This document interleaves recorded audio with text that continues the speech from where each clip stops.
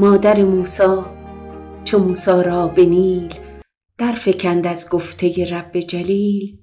خود ز ساحل کرد با حسرت نگاه، گفت کای فرزند خرده بی گناه. گر فراموشت کند لطف خدای، چون رهی زین کشتی بی ناخدای. گر نیارد ایزد پاکت به یاد، آب خاکت را دهد ناگه به باد.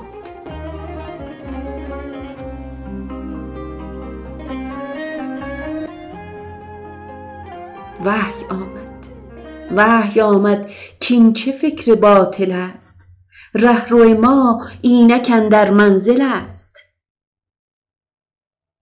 پرده شک را برانداز از میان، تا ببینی سود کردی یا زیان.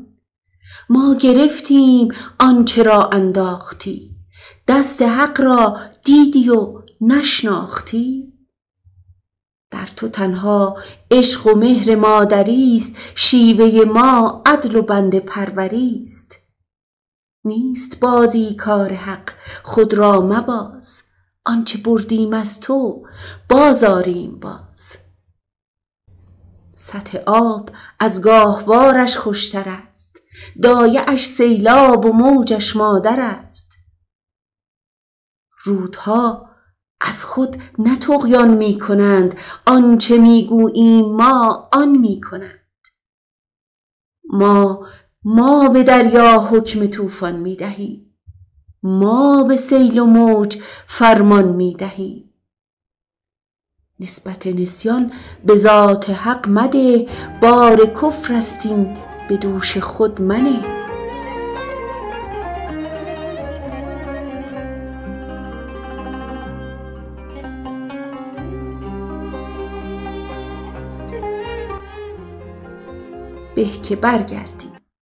به که برگردی به ما بسپاریش، کی تو از ما دوستر می داریش. نقش هستی نقشی از ایوان ماست، خاک و باد و آب سرگردان ماست. قطره‌ای کز جویباری می رود، از پی انجام کاری می رود. ما بسی گم گشته باز آورده ایم، ما بسی بی توشه را پرورده ایم. میهمان ماست هر کس بی نواست، آشنا با ماست چون بی آشناست. ما بخوانیم ارچه ما را رد کنند، عیب پوشی ها کنیم ار بد کنند. سوزن ما دوخت هر جا هرچه دوخت، ز آتش ما سوخت هر شمعی که سوخت.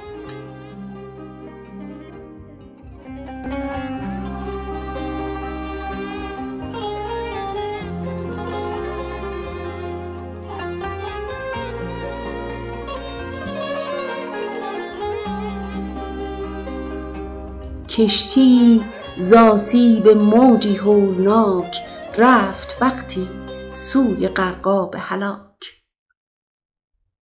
تندبادی کرد سیرش را تباه، روزگار اهل کشتی شد سیاه. طاقتی در لنگر و سکان نماند، قوتی در دست کشتیبان نماند. ناخدایان را کیاست اندکی است، ناخدای کشتی امکان یکی است. بندها را تار و پود از هم گسیخت، موج از هر جا که راهی یافت ریخت. هرچه بود از مال و مردم آب برد، زان گروه رفته طفلی ماند خرد.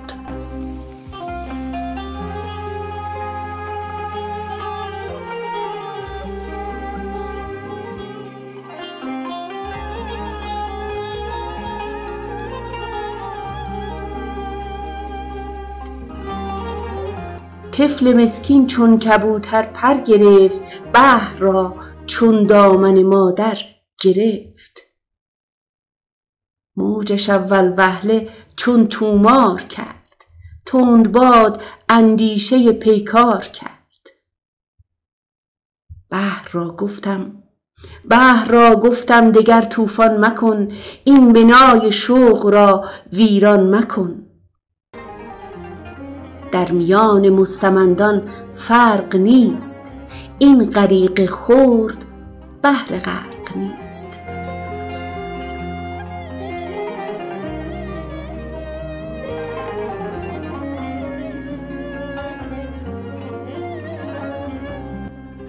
صخره را گفتم مکن با او ستیز، قطره را گفتم بدان جانب مریز.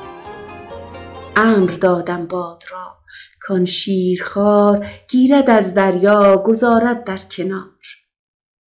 سنگ را گفتم به زیرش نرم شو، برف را گفتم که آب گرم شو.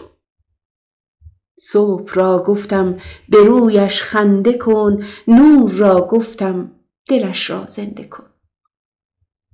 لاله را گفتم که نزدیکش بروی، ژاله را گفتم که رخسارش بشوی.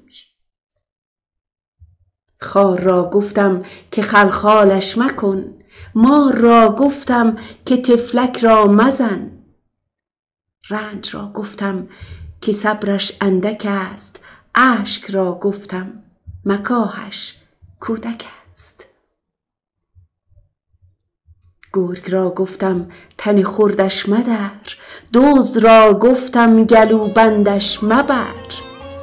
بخت را گفتم جهانداریش ده، هوش را گفتم که هوشیاریش ده.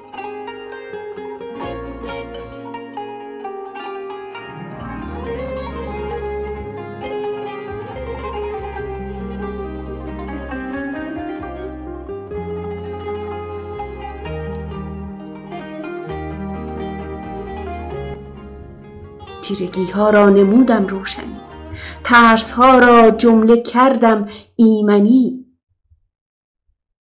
ایمنی دیدند و ناایمن شدند، دوستی کردم مرا دشمن شدند.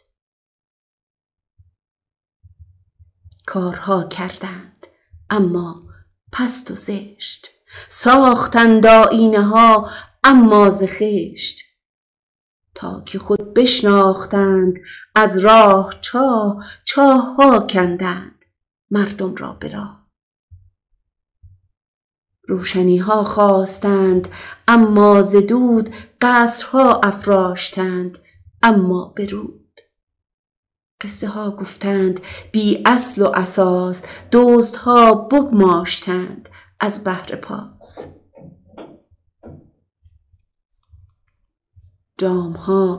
جام ها لبریز کردند از فساد، رشته ها رشتند در دوک عناد.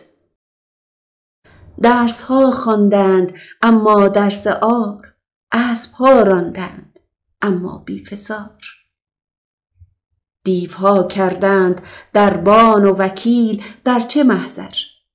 محضر حی جلیل.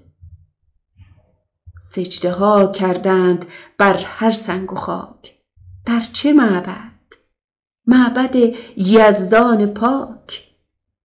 رهنمون گشتند در تیه ظلال، توشه ها بردند از وزر و وبال. از تنور خودپسندی شد بلند، شعله کردارهای ناپسند.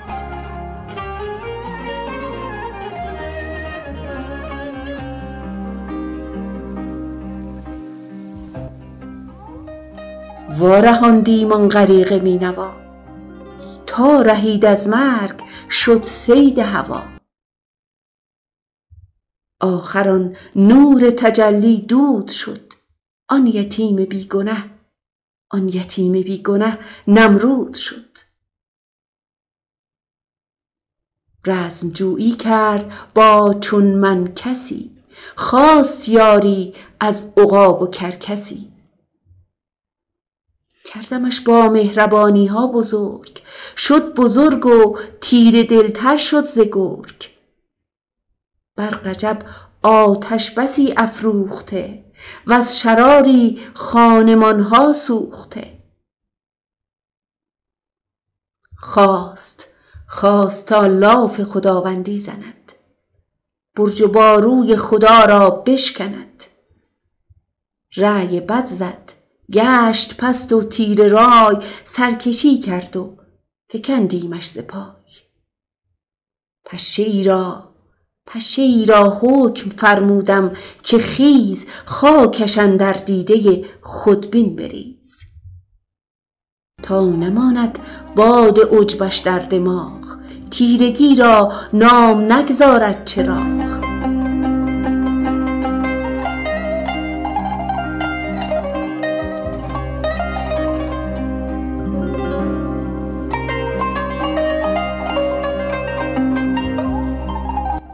ما که دشمن را چنین می پروریم، دوستان را از نظر چون می بریم. آنکه با نمرود این احسان کند، ظلم کی با موسی عمران کند. این سخن پروین نه از روی هواست، هر کجا نوریست ز انوار خداست.